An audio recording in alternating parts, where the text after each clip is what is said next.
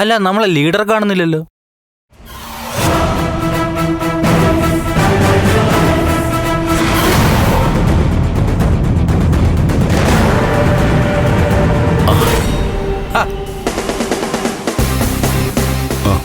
പറഞ്ഞു തീർന്നില്ല, ദാ വന്നു.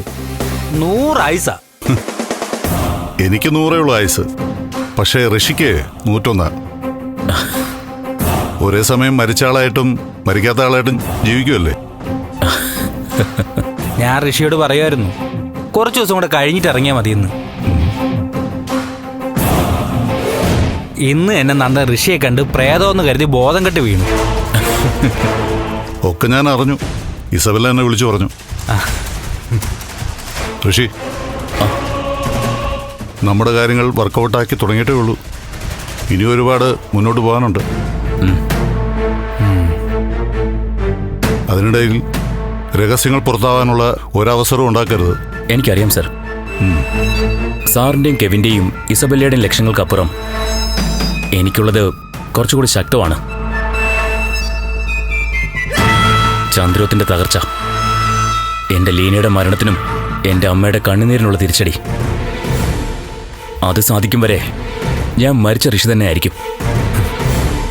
KK നായർ എന്നെ ഏൽപ്പിച്ച ദൗത്യം എനിക്ക് പൂർത്തിയാക്കാൻ പറ്റി. അടുത്തിനി പല പ്രൊജക്റ്റുകളും ദേവികയിൽ കൂടി സഹായിച്ചെടുക്കണം. അതിനെ നന്ദനെ ഒരു ടൂളായിട്ട് ഉപയോഗിക്കണം. നന്ദൻ ഇപ്പൊ സ്വന്തമായിട്ട് തീരുമാനങ്ങളൊന്നും ഇല്ലാത്ത അവസ്ഥയാ. നമ്മൾ എന്താണോ പറയുന്നത് അത് നന്ദൻ കണ്ണടച്ചങ്ങ് അനുസരിക്കും. ഇസബെല്ലയ്ക്ക് നന്ദനോട് ഒരടുപ്പും സ്നേഹമൊക്കെ ഉണ്ട്, അതെനിക്ക് മനസ്സിലാവുന്നുണ്ട്. അവളെയും വിഷമിപ്പിക്കാൻ പാടില്ല. ഇന്നിപ്പം ബെല്ല ദേവികയെ കുറിച്ച് എന്തോ പറഞ്ഞെന്ന് വെച്ച് ദേഷ്യപ്പെട്ട നന്ദൻ പോയത്. അത് ഇസബെല്ല തന്നെ മാറ്റിക്കോളൂ. എന്നെ കണ്ടതിന്റെ ഷോക്കിൽ അവൻ പേടിച്ച് വരച്ച് കിടക്കുമായിരിക്കും. നാളെ മുതലേ അവൻ നമ്മളോട് കൂടുതൽ ചേർന്ന് നിൽക്കും. പ്രേതത്തെ പേടിക്കാത്ത അപൂർവ ചിലരല്ലേ ഉണ്ടാവൂ. സാറ് ഇരിക്കി ഇരിയടാ.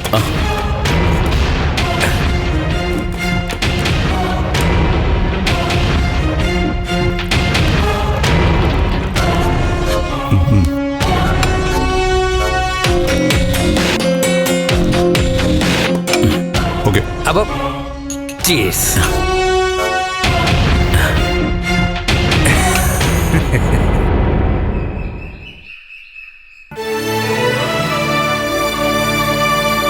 ഇന്നെന്താ നേരത്തെ ഇറങ്ങിയത്? സമയാവുന്നല്ലേ ഉള്ളൂ. 8 മണിക്ക് പാർട്ടി ഓഫീസിൽ പോകുന്ന ദേവിക പറഞ്ഞിരുന്നു. ഇപ്പൊ വിളിച്ചിട്ട് ഫോൺ എടുക്കുന്നില്ല. അയ്യോ അയ്യോ മോനെ, അയ്യോ മുരളി മോനെ, നീ എഴുതി വെച്ചോ മുരളി, എന്തോ പ്രശ്നമുണ്ട്. കാര്യങ്ങൾ എവിടെ ചെന്ന് നിൽക്കുമെന്ന് ദൈവത്തിനറിയാം. എന്താന്ന് ആരോട് ചോദിക്കാനാ? ദൈവം തന്നെ മറുപടി പറയണം. അമ്മ ഇങ്ങനെ വാലും തുമ്മില്ലാതെ ഓരോന്ന് പറഞ്ഞ എന്ത് മനസ്സിലാക്കാനാ? എന്ത് കുഴപ്പമെന്നാ? ആർക്ക് കുഴപ്പമെന്നാ? ചന്ദ്രോത്ത് അവിടെ ചെന്നപ്പോഴല്ലേ വിവരങ്ങൾ അറിയണത്. എടാ നീ അറിഞ്ഞില്ലേ നന്ദമോൻ ഇന്നലെ രാത്രി വൈകി വന്നതിന്റെ കാര്യം എന്താന്ന്? എന്താ? രാത്രി നന്ദമോൻ വഴിയിൽ ബോധം കെട്ട് വീണെന്ന്. എന്നിട്ട് നന്ദമോനെ പാതിരാത്രിയിൽ വീട്ടിലെത്തിച്ചത് ആരാ? അമ്മ ഇങ്ങനെ ഇങ്ങോട്ട് ചോദിക്കാത്ത കാര്യം പറ. ആരാ വീട്ടിലെത്തിച്ച്? ആ നന്ദന്റെ ഒക്കെ പുതിയ കൂട്ടുകാരി ഉണ്ടല്ലോ, ആ ഇടയ്ക്ക് വരുന്ന ഒരു പെണ്ണ്. എടാ മോനെ, എന്താണ് അവളുടെ പേര്? ഇസബെല്ല. ആ ബെല്ലും ബ്രേക്കില്ലാത്ത ആ കൊച്ചു തന്നെ. നന്ദമോൻ ബോധം കെട്ടി വീഴാനുള്ള കാരണം എന്താണെന്ന് ചോദിക്കേ. ഇതൊരു കഷ്ടമായല്ലോ. അമ്മ ചോദിക്കാതെ കാര്യം പറയേ. നന്ദൻ എന്താ പറ്റിയത്? പഴയത് തന്നെ. നന്ദൻ വഴിയിൽ വെച്ച് പ്രേതത്തെ കണ്ടെത്രേ. മീരയുടെ പ്രേതം അല്ലേ? മീരയുടെ പ്രേതമൊക്കെ തിരുമേനി ഒഴിപ്പിച്ചു വിട്ടതല്ലേ. ഈശ്വര, ഇനി ഞാൻ എന്തൊക്കെ കാണണം. അമ്മ, പിന്നെ ആരുടെ പ്രേതം ഇപ്പൊ വന്നേ? ആരുടെ പ്രേതാണെന്നോ? കാണാതായി ഋഷിയുടെ പ്രേതത്തെ. പ്രഭക്കുഞ്ഞിനെ കൊല്ലാൻ നോക്കി ഋഷിയുടെ പ്രേതത്തിനെ കണ്ടൂന്ന്. Excuse me, are you okay? അല്ല, ഇവിടുന്ന് പോയപ്പോ കുഴപ്പമൊന്നുമില്ലായിരുന്നു. പലയിടത്തും തലയിടിച്ച് വീണോ?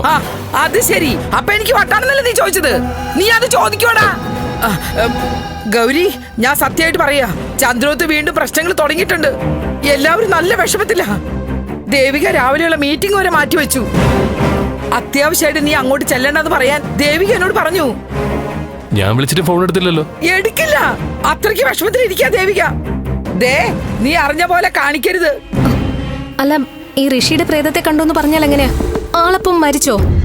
ഇതൊരു കഥ പോലെ എനിക്ക് തോന്നുന്നത്. കഥയായാലും കാര്യമായാലും ചന്ദ്രോത്ത് കൂടുതൽ പ്രശ്നങ്ങളിലേക്കാ പോകുന്നത്. നന്ദമോ വഴിയിൽ ബോധം കെട്ട് കിടക്കണമെന്ന് പറഞ്ഞ ഫോൺ വന്നിട്ട് സിദ്ധാർത്ഥ സാറ് ദേവിയോട് ചെന്നപ്പോ ദാ കിടക്കണു. നന്ദൻ അവിടെ ഇല്ല. ഒരു പെണ്ണ് വന്ന് കൊണ്ടുപോയി എന്ന് പറഞ്ഞു.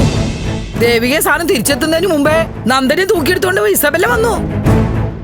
നന്ദനെ തൂക്കി പിടിച്ചോണ്ട് വന്നോ? ആ, നന്ദൻ വെള്ളം അടിച്ചിട്ടുണ്ടായിരുന്നു. നന്ദൻ മദ്യപിച്ചെന്നോ? എനിക്കിതൊന്നും വിശ്വസിക്കാൻ പറ്റുന്നില്ല. അതാ ഞാൻ പറഞ്ഞേ, അവിടെ കാര്യങ്ങൾ കൈവിട്ടു പോവാ.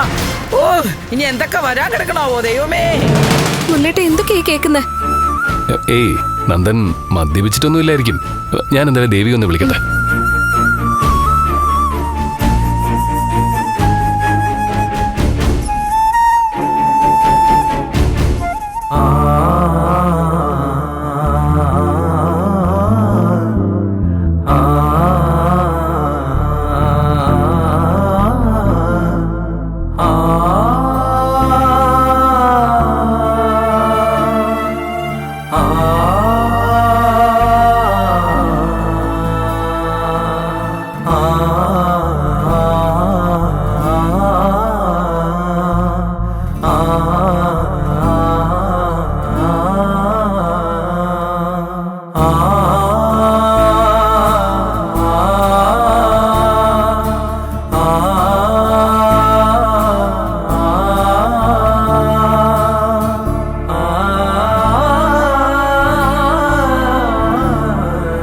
നന്ദു, നന്ദു,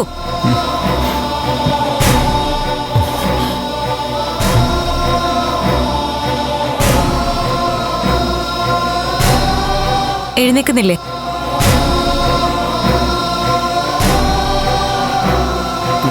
ബോധം തിരിച്ചു കിട്ടിയോ? ഇത് ചന്ദ്രോത്ത് നന്ദുവിന്റെ റൂമാ. ഞാൻ ഭാര്യ ദേവിക. ദേവിനെ കളിയാക്കാണോ? അയ്യോ അല്ല. ഇന്നലെ രാത്രി വന്നതും കിടന്നതും ഉറങ്ങിയതും ഒന്നും ഓർമ്മ കാണില്ലല്ലോ. എണീറ്റ് ബ്രഷ് ചെയ്, ഷർട്ടും പാൻറ്റും ഒക്കെ മാറ്റും. ഞാൻ ചായ എടുക്കാം. വേണ്ട, ഞാൻ കുറച്ചുകൂടെ കിടക്കട്ടെ. അതെന്താ, ക്ഷീണമൊന്നും മാറിയില്ലേ? ചെറിയൊരു തലവേദന. പുതിയ ശീലങ്ങൾ തുടങ്ങുന്നതിന്റെ ആവും. ചായക്ക് പകരം വേറെന്തെങ്കിലും വേണോ? അല്ല, സാധാരണ നല്ല കുടിയന്മാരൊക്കെ അങ്ങനെയെന്ന് പറഞ്ഞു കേട്ടിട്ടുണ്ട്. ദേവി, നീ പോയേ, എനിക്കൊന്ന് ഉറങ്ങണം.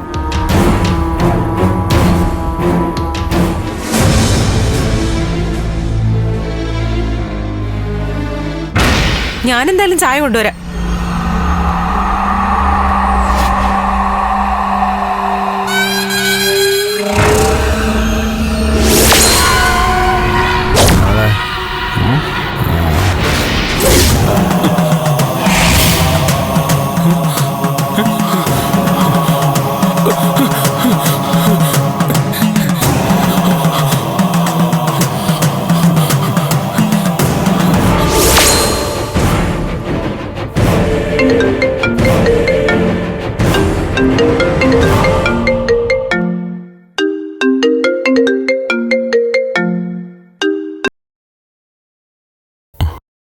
Hello, good morning Nanda.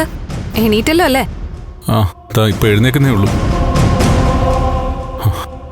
ഇന്നലത്തെ സംഭവം മനസ്സിൽ നിന്ന് പോയിട്ടില്ല. അതൊക്കെ അവിടെ നിൽക്കട്ടെ. നീ പെട്ടെന്ന് റെഡിയാവ്, നമുക്ക് ഒരിടം വരെ ഒന്ന് പോണം. അല്ല, അത് എന്താ ഒരു മടി പോലെ? അല്ല, ഞാൻ ഓക്കെ ആയിട്ടില്ല. ഇവിടെ ദേവി ആകെ വിഷമിച്ചിരിക്കുക. പാവം, ഇന്നലെ ഉറങ്ങിയിട്ടില്ലെന്ന് തോന്നുന്നു. എന്നെ നോക്കി കാവലിരിക്കായിരുന്നു.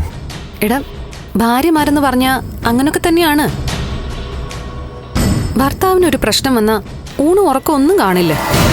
അത് അല്ല, ദേവിക നിനക്ക് വേണ്ടി ഉറങ്ങാതിരുന്നത് വലിയ മതിപ്പോടെ നീ പറയുന്നു. ഞാനും കെവിനും കൂടെ നിന്നത് അങ്ങ് വിട്ടു അല്ലേ? അയ്യോ അല്ല, ഞാൻ അങ്ങനെ പറഞ്ഞല്ല. എന്നാലേ പെട്ടെന്ന് റെഡിയാവ്. അല്ല ബെല്ല, എന്താ? ഞാൻ ഇന്നലെ കണ്ടത് ഋഷി. അത് കള്ളിന്റെ കെട്ടില് തോന്നിയതല്ല, ഞാൻ സത്യമായിട്ടും കണ്ടതാ. ഋഷിയുടെ പ്രേതത്തെ ഞാൻ എന്റെ കണ്ണുകൊണ്ട് കണ്ടതാ. ആയിക്കോട്ടെ, ഒക്കെ നമുക്ക് വിശദമായിട്ട് സംസാരിക്കാം. നീ ആദ്യം ഇറങ്ങാൻ നോക്ക്. ഞാൻ റെഡിയായിട്ട് നിന്നെ വിളിക്കാം. ഉച്ച കഴിഞ്ഞിട്ട് മതിയോ? പറ്റില്ല പറ്റില്ല, ഇപ്പൊ തന്നെ ഇറങ്ങണം. ആ ശരി. ഓക്കെ.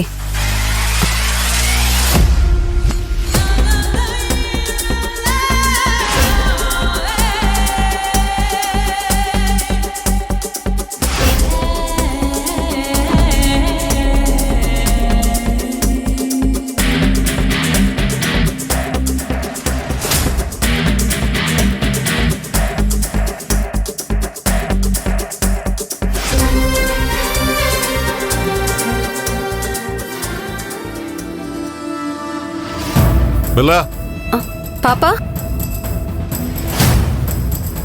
പാപ്പൻ ഇറങ്ങുക. ആഹാ, പാപ്പ റെഡിയായോ? വാ, ബ്രേക്ക്ഫാസ്റ്റ് കഴിക്കാം. വാ. ആ ഇപ്പൊ തീരെ സമയമില്ല. SP ഓഫീസിൽ ഒരു മീറ്റിംഗ്. 1 മിനിറ്റ് നീങ്ങിയ പ്രശ്നമാണ്. പിന്നെ SP അല്ല DGP ആയിട്ടാണ് മീറ്റിംഗ് എങ്കിലും ബെല്ലുണ്ടാക്കിയ ബ്രേക്ക്ഫാസ്റ്റ് കഴിച്ചിട്ട് പാപ്പ എവിടുന്ന് പോകുന്നുള്ളൂ. അയ്യോ അല്ല മോളെ, ഒട്ടും സമയമില്ലാത്തോണ്ട്. ഒന്നും പറയണ്ട. ദേ, പാപ്പന്റെ ഭാര്യ എന്റെ പുന്നാര ആന്റിക്ക് ഞാൻ കൊടുത്ത ഉറപ്പിന്റെ ബലത്തിലാ ആള് 2 ദിവസത്തേക്ക് തറവാട്ടിലേക്ക് പോയത്. ആണല്ലോ? ആണോന്ന്? ആണ്, അതെ. ആ എന്നാ വാ. മോളെ ഞാൻ ഒന്ന് പറയട്ടെ. ഓ, ഒന്നും പറയണ്ട, മിണ്ടാതെ വന്നേ. ഒരു DYSPയോടെ നിന്റെ ഭരണം വച്ചിട്ടുണ്ട് ഇറങ്ങിയ. പാപ്പൻ DYSP ആണെങ്കിലേ ഞാൻ ഇവിടുത്തെ ആഭ്യന്തര മന്ത്രിയാ. എന്നെ കാണുമ്പോഴേ സല്യൂട്ട് അടിച്ച് നിന്നോണം, ഇല്ലെങ്കിലേ തെക്കോട്ടും വടക്കോട്ടും ഓടേണ്ടി വരും. എന്റെ പൊന്നോ, ഏത് ഗുണ്ട ഒതുക്കാം, പക്ഷേ നിന്റെ മുന്നിൽ ഞാൻ തോറ്റു. തോൽക്കണമല്ലോ. ഭൂമിയിൽ ആരെങ്കിലും ഒരാളെ പേടിയില്ലാതെ ഈ തടിയും വെച്ച് നടന്നിട്ട് ഒരു കാര്യമില്ല. ഒരു ഇടിയം പോലീസ് വന്നിരിക്കുന്നു. എന്നാ പിന്നെ നീ ഇരിക്കും. ഞാനേ പിന്നെ കഴിച്ചോളാം. പോലീസെ ഒരുമാതിരി പേടിപ്പിച്ചാലുണ്ടല്ലോ. സ്നേഹത്തോടെ പറഞ്ഞ ഞാൻ കേക്കില്ലേ? എന്നാ എന്റെ പാപ്പന്റെ മോള് ഇരുന്ന് കഴിക്ക്.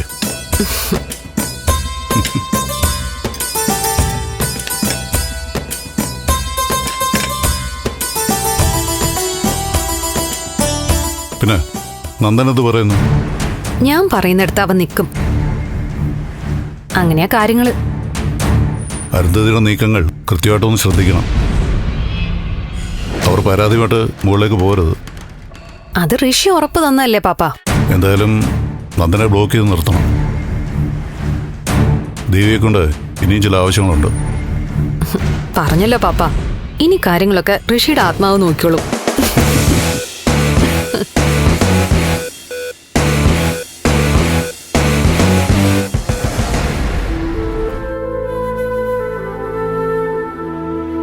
അച്ഛാ, ചായ.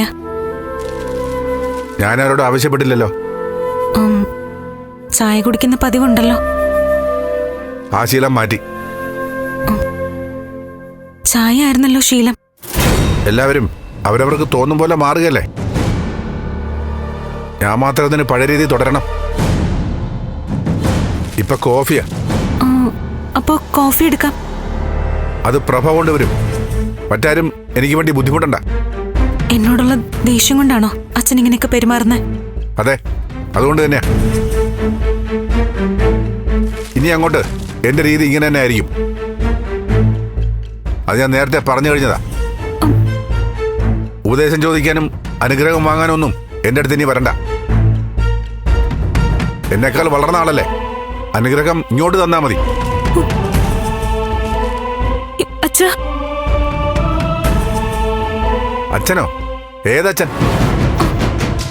ഞാൻ അച്ഛനൊന്നുമല്ല. ഞാനൊരു മണ്ടൻ. പുറത്തെ പെരുമാറ്റം കണ്ട് ആളിനെ വിശ്വസിച്ചു പോകുന്ന മരമണ്ടൻ. എനിക്ക് ശേഷം എന്നെക്കാൾ മിടുക്കുള്ളൊരു MLA ഉണ്ടാകാൻ പോകുന്നൊക്കെ സന്തോഷിച്ചു. എന്തായാലും മിടുക്കുണ്ട്, അത് സമ്മതിച്ചു. ഒരിക്കൽ അച്ഛനോട് ഞാൻ എല്ലാം തുറന്നു പറയും.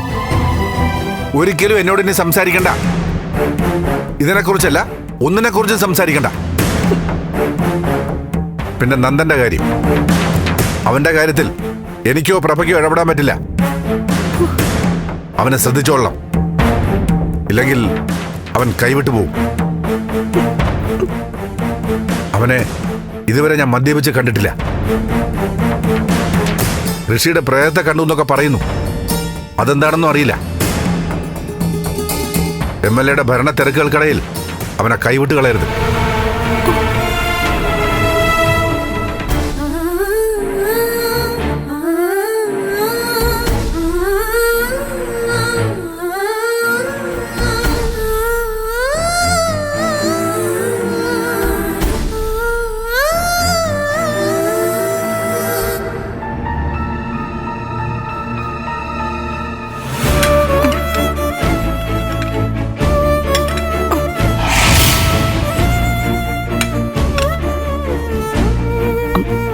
ഇതെന്താ മോളെ ചായ തിരിച്ചു കൊണ്ടുവന്നേ? അച്ഛന് ചായ വേണ്ടാന്ന്. ഇന്നു മുതൽ കോഫി അത്ര. അതെന്താ സിദ്ധു അങ്ങനെ പറയുന്നേ? ചായയുടെ ആളാണല്ലോ സിദ്ധു. കോഫി സിദ്ധുന് രാവിലെ ഇഷ്ടമല്ലല്ലോ. ചായയോടല്ല, ഇപ്പൊ എന്നോട് അച്ഛൻ ഇഷ്ടക്കേട്. എന്റെ കൈകൊണ്ട് ഉണ്ടാക്കുന്നതോ കൊണ്ടുകൊടുക്കുന്നതോ ആയ ഒന്നും ഇനി അച്ഛൻ കഴിക്കില്ല. എന്നെ കാണുന്നത് പോലും അച്ഛന് ഇഷ്ടമല്ല. ഇന്നലെ വരെ ഞാൻ അച്ഛന്റെ പ്രിയപ്പെട്ട മകളായിരുന്നു. ഇന്ന് വെറുക്കപ്പെട്ട ആളും. എന്റെ ജീവിതം മാറ്റിമറിച്ച് കളഞ്ഞല്ലോ.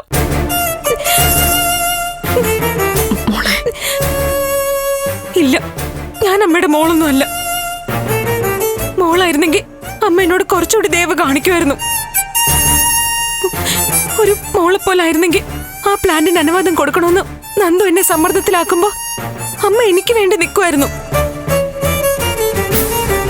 ഇവിടെ അമ്മയെ നന്ദുവിന്റെ വശം ചേർന്നു. അനുഭവിക്കുന്നതേ ഈ ഞാനും. മോളെ, അത് സംഭവിച്ചു പോയി.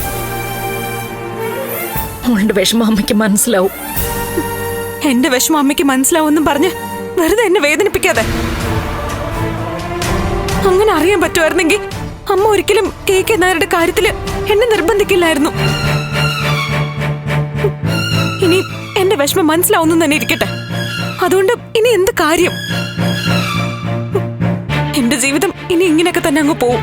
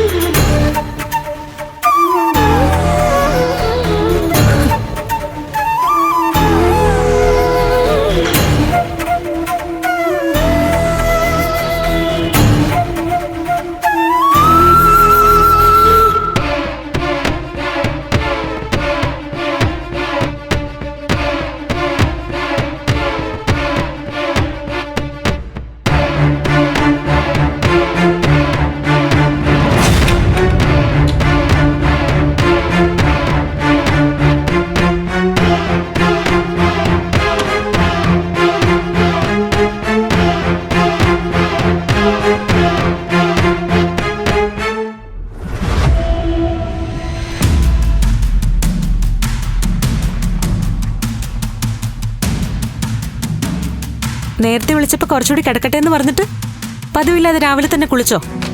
ആ, എനിക്ക് പുറത്തു പോകണം. അത്യാവശ്യമായിട്ട് ചില കാര്യങ്ങളുണ്ട്. അത്യാവശ്യമായിട്ട് എന്ത് കാര്യം? കമ്പനിയിലൊന്ന് പോകണം. പറ്റില്ല നന്ദു. നന്ദുവിന് 2-3 ദിവസത്തെ വിശ്രമം ആവശ്യമാ.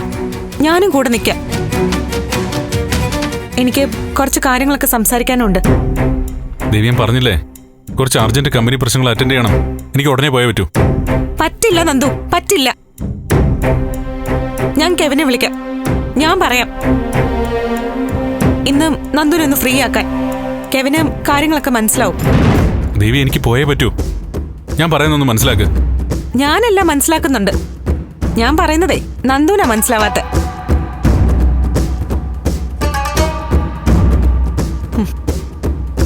ഇന്നലെ എന്താ സംഭവിച്ചേ?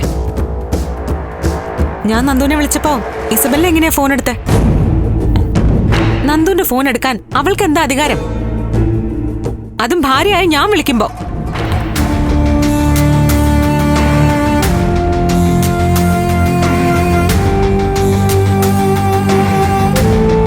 എന്താ നന്ദു, ഞാൻ ചോദിച്ചത് കേട്ടില്ലേ?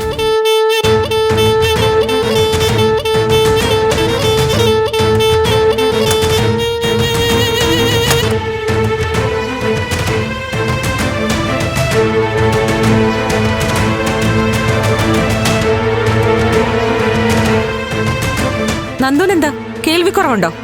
ഇസബെല്ല ആരാ? ഞാൻ പറഞ്ഞിട്ടില്ലേ, കെവിന്റെ കമ്പനിയിൽ ഇസബെല്ലയ്ക്കും ഷെയർ ഉണ്ട്. അപ്പൊ കമ്പനി കാര്യങ്ങൾ ഒരുമിച്ച് ചർച്ച ചെയ്യും. കമ്പനി കൊള്ളാം, പക്ഷെ ഇപ്പോഴത്തെ കമ്പനി കൂടലേ അത്ര സ്ട്രെയിറ്റ് ആയിട്ട് എനിക്ക് തോന്നുന്നില്ല. എന്താ? നന്ദു ഋഷിയെ കണ്ടെന്നോ? പ്രേതാണെന്നൊക്കെ പറഞ്ഞ് ബോധം കെട്ട് വീണില്ലേ? അവിടെ അവൾ എങ്ങനെയാ വന്നത്? ദേവി, നീ എന്നെ ചോദ്യം ചെയ്യണോ? ഉത്തരം പറയാൻ പറ്റുന്നില്ല അല്ലേ?